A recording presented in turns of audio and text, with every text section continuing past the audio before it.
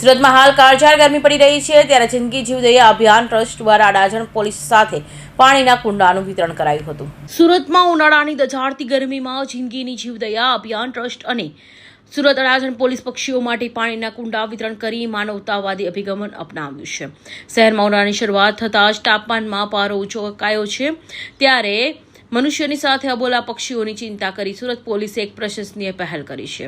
Adajan police station અને જિંદગી જીવદયા અભિયાન ટ્રસ્ટના સંયુક્ત ઉપક્રમે પક્ષીઓ માટે પાણીના કુંડા વિતરણનો કાર્યક્રમ યોજાયો હતો।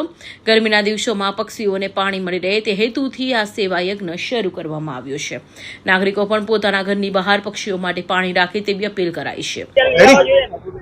માન્ય પોલીસ કમિશનર શ્રી ગેહલોત સાહેબની સૂચનાથી અને એમના માર્ગદર્શનથી આજરોજ અડાજણ પોલીસ સ્ટેશન વિસ્તારમાં આવેલા પ્રાઇમ માર્કેટ ખાતે અબોલ પશુ પક્ષીઓ માટે કુંડા વિતરણનો કાર્યક્રમ રાખવામાં આવે છે, જેમાં 250 જેટલા કુંડાઓનું વિતરણ કરવામાં આવેલું છે।